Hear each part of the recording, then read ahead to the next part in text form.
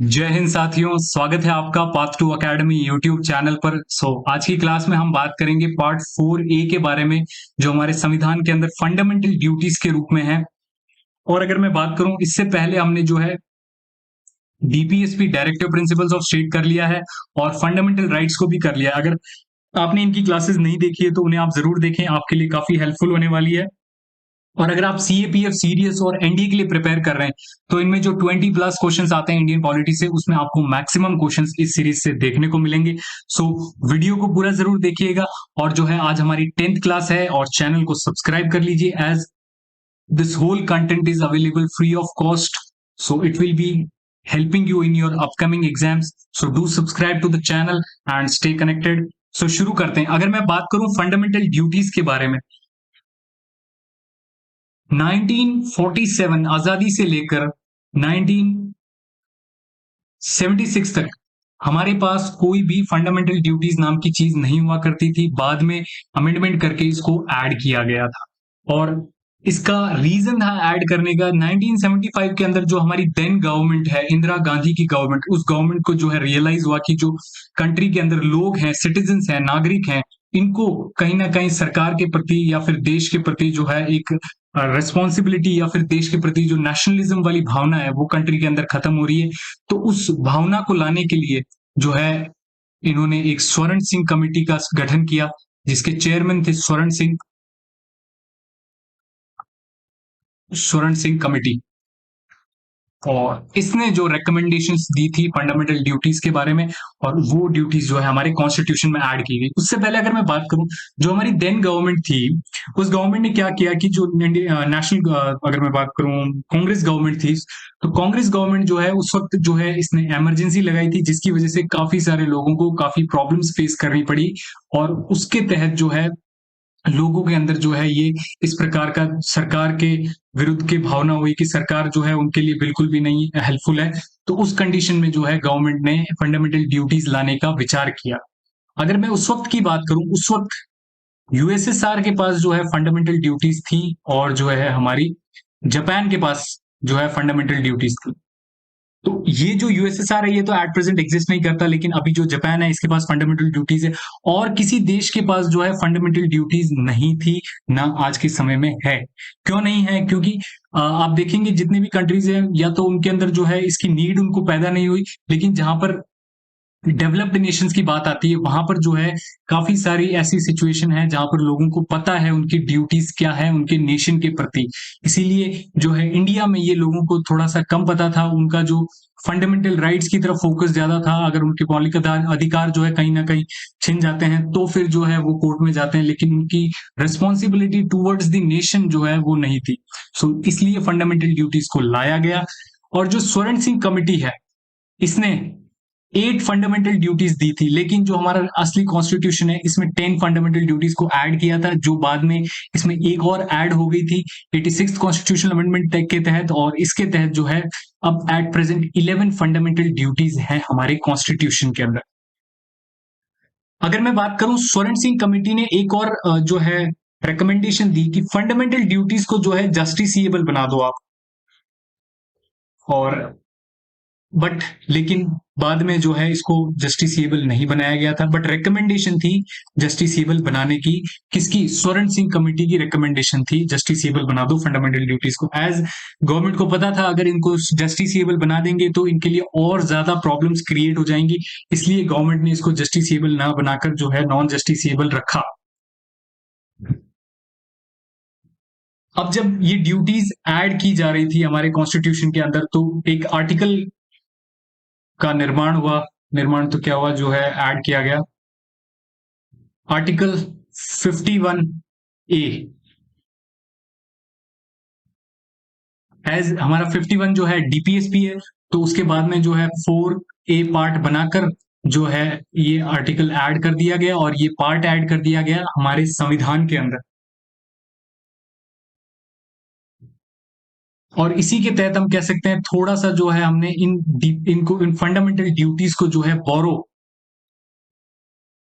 Russia से किया है, क्योंकि यूएसएसआर के पास थी तो बाद में रशिया जो है कंट्री रह गई। तो बोरो वाला कॉन्सेप्ट अगर आए तो उसमें जो है रशिया जो है हम लेंगे।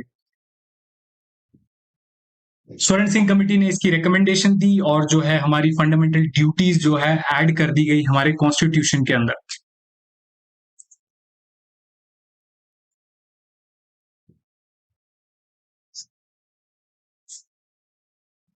आगे अगर मैं बात करूं, ये जो फंडामेंटल ड्यूटीज हैं,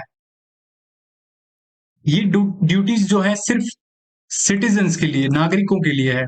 ऐसा नहीं है कि किसी फॉरेनर को भी जो है ये ड्यूटीज फॉलो करनी होगी। जैसे मैंने आपको बताया कि नेशनलिज्म की भावना जो है लोगों में पैदा करनी थी, लोगों की जो है responsibility towards the nation, towards the country, वो लोगों को बतानी थी।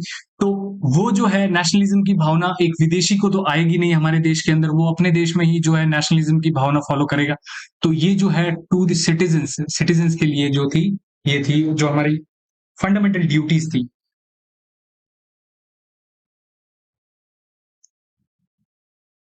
अब जो है अगर मैं इनकी इम्प्लीमेंटेशन की बात करूं, तो इनको जो है इम्प्लीमेंट करने के लिए जो हमारी सरकार है, ये जो है लॉ के साथ जो है जरूरत पड़ने पे जो है इम्प्लीमेंट करेगी।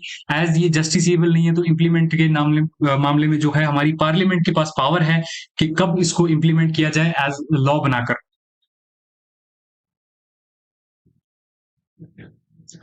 ये जो फंडामेंटल ड्यूटीज है हमारी,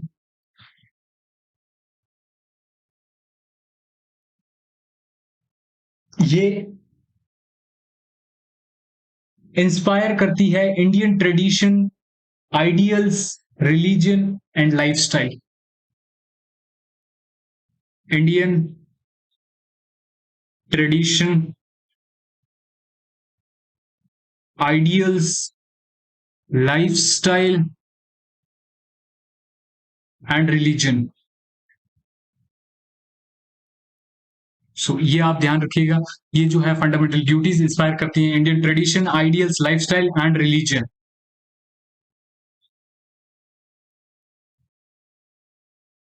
अगर हम बात करें फंडामेंटल ड्यूटीज के बारे में, तो जो हमारी सबसे पहली फंडामेंटल ड्यूटी है, ये है to abide by the constitution and respect its ideal and institutions, the national flag and national anthem. अब ये बात करती है जो हमारा नेशनल फ्लैग है और जो हमारा नेशनल एंथम है, इसके रिस्पेक्ट के लिए।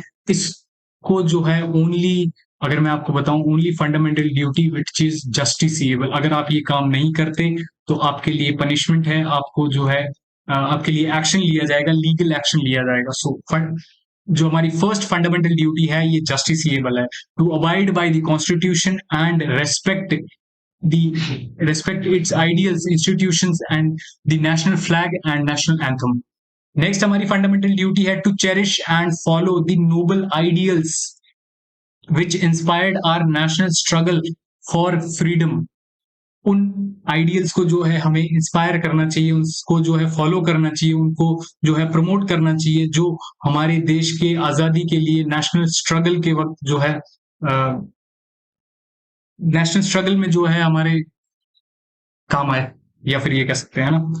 सो नेक्स्ट है हमारा to uphold and protect sovereignty, unity, integrity of India. संप्रभुता, एकता और अखंडता जो है हमारी देश की, उसको जो है सबसे ऊपर और उसको सुरक्षित रखना है। टू अपहोल्ड दी, उसको उसकी जो है रिस्पेक्ट करनी है। फिर जो है to defend the country and render national service whenever called upon. So अगर कल को ऐसी स्थिति होती है, जैसे आज जो प्रेजेंट स्थिति है यूक्रेन के अंदर, तो यूक्रेन के अंदर जो है प्रत्येक नागरिक को जो है उसका देश कह रहा है कि आप जो है वेपन लें और देश के लिए लड़े। तो ऐसी सिचुएशन में जो है इंडिया के अंदर भी जो है प्रत्येक नागरिक को as in the possible way उसे कंट्री को सुरक्षित करने के लिए जो है लड़ना होगा। और वो कंट्री को सुरक्षित, चाहे वो बाय युद्ध के माध्यम से हो या चाहे कोई दूसरे माध्यम से हो, तो उसे करना होगा। ये हमारी फंडामेंटल ड्यूटी है। नेक्स्ट हमारी फंडामेंटल ड्यूटी है वो है to promote harmony and the spirit of common brotherhood. भाईचारे की बात हो रही है amongst the people of India, transcending धर्म, रिलीजन, लिंग्विस्टिक, भाषा के आधार पर रिलीजन, रीजनल और sectional diversities, to renounce practices derogatory to the dignity of women. So ये हमारी फिफ्थ फंडामेंटल ड्यूटी है। फिर है to value and preserve the rich heritage of our composite culture, sixth fundamental duty है। I hope so ये आपको directly समझ में आ रही होगी। ये मैंने जो लैंग्वेज यूज की है, ये डायरेक्टली जो हमारे कॉन्स्टिट्यूशन में मेंशन्ड है वो लैंग्वेज है, तो आपको इजीली समझ में आ चुकी होगी। आपको इनको सिर्फ याद करना है, जिसकी वजह से आपको जो क्वेश्चंस, इसमें जो क्वेश्चंस देखने को मिलेंगे एग्जाम के अंदर, वो क्वेश्चंस के अंदर आपको एक डीपीएसपी दे दी होगी या फिर 3 फंडामेंटल ड्यूटीज दे दी होगी, तो इनमें से आपको आइडेंटिफाई करना होगा कौन सी डीपीएसपी है, या फिर उल्टा हो सकता है कि एक फंडामेंटल ड्यूटी दे दी होगी, 3 डीपीएसपी दे दी होगी, तो उसमें से आपको आइडेंटिफाई करना होगा कौन सी हमारी फंडामेंटल ड्यूटी है, या फिर 3 स्टेटमेंट्स दे दिए, उनमें से आपको आइडेंटिफाई करना होगा कौन सी फंडामेंटल ड्यूटी है। इसी प्रकार से जो है हमारे सीडीएस, सीएपीएफ और एनडीए या फिर अदर एग्जाम्स के अंदर क्वेश्चंस बनते हैं इन टॉपिक से। सो आपको जो है इनको डायरेक्टली इनके वर्ड्स को रिमेंबर करना है, याद रखना है। अगर मैं सीधी भाषा में कहूं तो आपको जो है रटना पड़ेगा, मगअप करना पड़ेगा। 7th है हमारी, to protect and improve national environment including forest, जंगल, लेक, झीलें, रिवर, जो हमारी नदियां, और वाइल्ड लाइफ, जो हमारे जंगल में जो रहने वाले जीव हैं, जंगली जीव जंतु, and to have compassion for living creatures. ये जो सीक्वेंस है, forest, lakes, rivers and wild life, ये सीक्वेंस आप थोड़ा सा याद रखिएगा, क्योंकि ये सीक्वेंस काफी एग्जाम्स में पूछा जाता है। अभी तक सीएपीएफ सीडीएस में जहां तक मुझे पता है नहीं पूछा गया है, लेकिन फ्यूचर में क्वेश्चन बन सकता है, क्योंकि मैंने काफी एग्जाम्स के अंदर इस क्वेश्चन को देखा है, इसके सीक्वेंस के बारे में पूछा जाता है। नेक्स्ट है हमारी 8th फंडामेंटल ड्यूटी, ये 9th नहीं है, ये 8th है। 9th में आपको आगे बताऊंगा। To develop scientific temper, humanism and spirit of inquiry and reform, ये हमारी 8th फंडामेंटल ड्यूटी है। 9th फंडामेंटल ड्यूटी जो है हमारी, ये बात करती है टू सेफगार्ड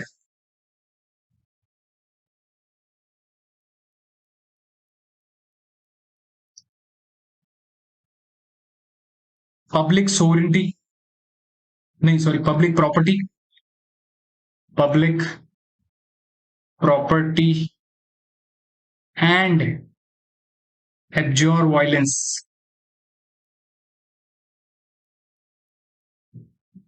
सो ये हमारी 9th फंडामेंटल ड्यूटी। अगर मैं इसका आपको रीजन एग्जांपल दूं, तो हमें जो है हमारी पब्लिक प्रॉपर्टी को जो है बचाना चाहिए, जो हमारी सरकारी संपत्ति है, जैसे रेलवेज हो गई, बसेस हो गई। जैसे टूर ऑफ ड्यूटी में अगर आपने देखा होगा, ये जो लोग प्रोटेस्ट कर रहे थे, इस प्रोटेस्ट में जो है कितना ज्यादा जो हमारी गवर्नमेंट प्रॉपर्टी, सरकारी पब्लिक प्रॉपर्टी को जो है डैमेज पहुंचाया गया, लोगों की कारें तक जलाई गई। तो ये जो चीज है, ये हमें थोड़ा ध्यान में रखना है कि हमें जो है हमें हमारी पब्लिक प्रॉपर्टी और वायलेंस जो है, पब्लिक प्रॉपर्टी को बचाना है और जो वायलेंस नहीं करना है। 9th fundamental duty. 10th fundamental duty है हमारी, to strive towards excellence in all spheres of individual of collective activity, so that the nation constantly rises to higher levels of endeavors of achievements। ये बात करता है कि हमारे देश के अंदर जो है, जो भी व्यक्ति है, उसको इंडिविजुअल जो भी है, उसको जो है एफर्ट्स करने चाहिए हमारे नेशन को कंटिन्यूअसली हायर लेवल्स पे ले जाने में, हायर अगर ऊंचाइयों पर ले जाने पे, अपने अचीवमेंट्स के थ्रू। ये बात करता है। नेक्स्ट हमारी 11th फंडामेंटल ड्यूटी है, जिसको ऐड किया गया था 86 कॉन्स्टिट्यूशनल अमेंडमेंट के तहत। जैसे मैंने आपको बताया था कि पहले 10 ही हुआ करती थी, बाद में 86 कॉन्स्टिट्यूशनल अमेंडमेंट के तहत जो है हमारी 11th फंडामेंटल ड्यूटी को ऐड किया गया। इसमें कहा गया है कि to provide opportunities for education of a child between the age of 6 to 14 by parent और guardian. The 11th fundamental duty was added to the constitution by 86th constitutional amendment 2002। ये जो फंडामेंटल ड्यूटी, अगर आपने देखा होगा, ये एक हमारा फंडामेंटल राइट भी है, प्लस हमारी एक डीपीएसपी भी है, और अगर हम देखें तो ये एक फंडामेंटल ड्यूटी भी है। फंडामेंटल ड्यूटी में जो इसकी बात की गई है, वो पेरेंट और गार्डियन के लिए की गई है। जो भी माता या पिता, या जो भी अगर मैं बात करूं पेरेंट है, या फिर जो गार्डियन, संरक्षक है किसी बच्चे का, वो बच्चा जो 16 से 14 वर्ष के बीच में है, तो उसको नेसेसरी एजुकेशन जो स्कूल में मिलती है, वो देनी ही होगी। ये जिम्मेदारी है, ये ड्यूटी है, ये कर्तव्य है किसका? जो भी उस बच्चे को पाल रहा है, चाहे वो उसके माता पिता हो, चाहे वो उसके गार्डियन हो। यहीं पर जो है एक कॉन्सेप्ट बनता है, अगर कोई बच्चा अनाथ आश्रम में रह रहा है तो उसको भी 6 से 14 वर्ष के बीच में जो है एजुकेशन दी जाएगी। क्यों? क्योंकि वहां पर उसके गार्डियन कोई ना कोई तो है। तो इसमें जो है आप ये समझ सकते हैं कि जो पेरेंट एंड गार्डियन इनके लिए है। फंडामेंटल राइट में 21A के तहत है, डीपीएसपी में आर्टिकल 45 के तहत है, और जो हमारी फंडामेंटल ड्यूटी है इसमें 11th ड्यूटी है जो 86th कॉन्स्टिट्यूशनल अमेंडमेंट 2002 के तहत ऐड की गई हमारे फंडामेंटल ड्यूटीज के अंदर। सो ये आपकी फंडामेंटल ड्यूटीज कंप्लीट हो चुकी हैं। एक बार इसको फिर से रिवाइज कर लेते हैं।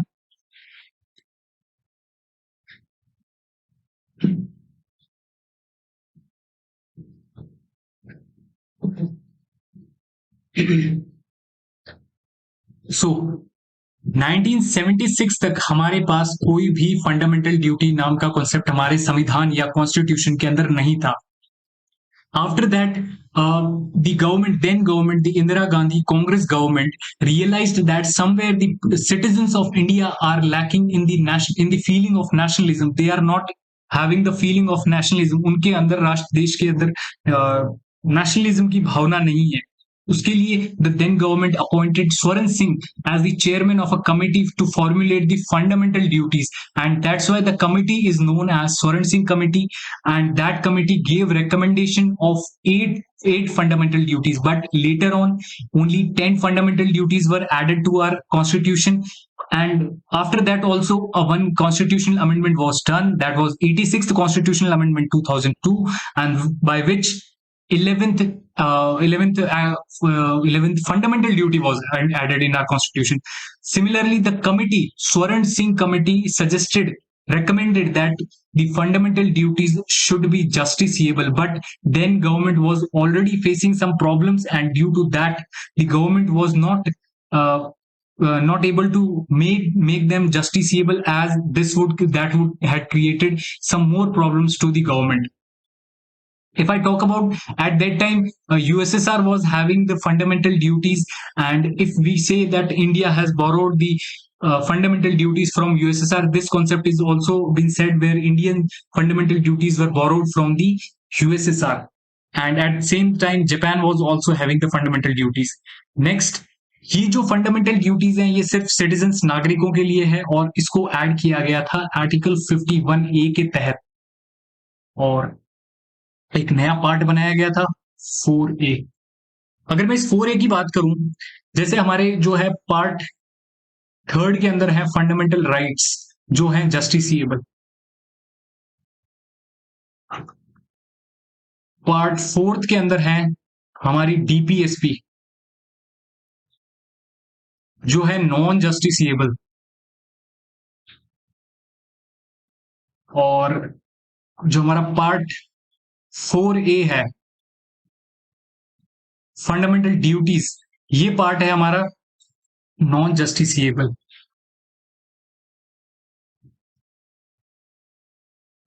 अगर मैं बात करूं इनको यहां पर ही ऐड क्यों किया गया, क्योंकि डीपीएसपी भी एक नॉन जस्टिसिएबल बॉडी एक पार्ट है, और जो हमारा नया फंडामेंटल ड्यूटी था इसे भी एक नॉन जस्टिसिएबल पार्ट बनाना था, इसीलिए इसको नॉन जस्टिसिएबल पार्ट के बाद में ऐड किया गया। अगर ये जस्टिसिएबल होता तो इसे यहां पर ऐड किया जाता इस सेक्शन में, बट ये जस्टिसिएबल नहीं है, इसलिए इसको जो है नॉन जस्टिसिएबल बॉडी के बाद में जो डीपीएसपी है उसके बाद में ऐड किया गया। सो ये कॉन्सेप्ट आपको समझ में आ गया होगा।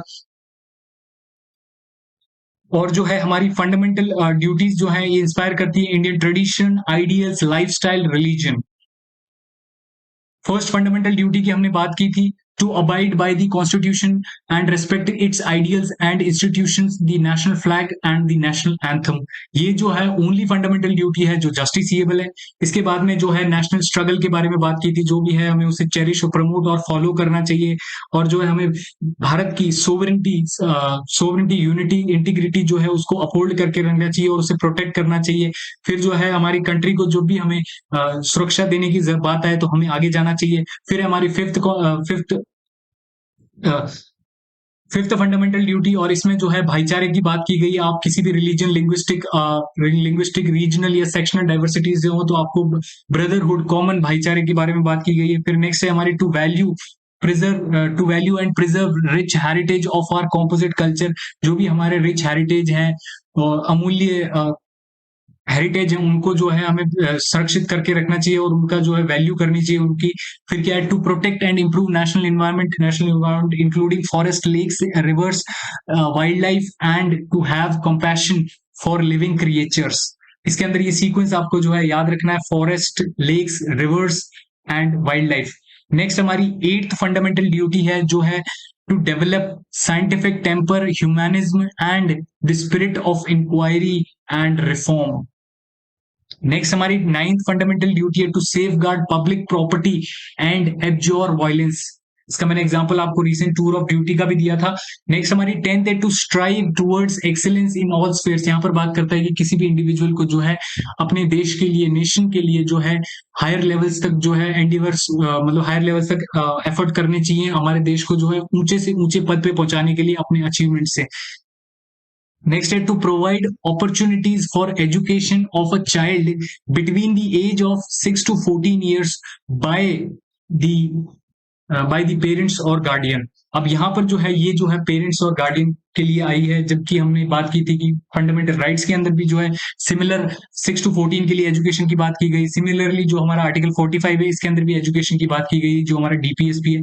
तो यहाँ पर जो ड्यूटीज के अंदर है, ये ड्यूटी जो है गार्डियन और जो है हमारे पेरेंट्स है, माता पिता, उनके लिए है। और ये 11th फंडामेंटल ड्यूटी के रूप में जो है हमारे 86th कॉन्स्टिट्यूशनल अमेंडमेंट 2002 के तहत इसको ऐड किया गया। सो ये हमारी फंडामेंटल ड्यूटीज कंप्लीट हो गई हैं।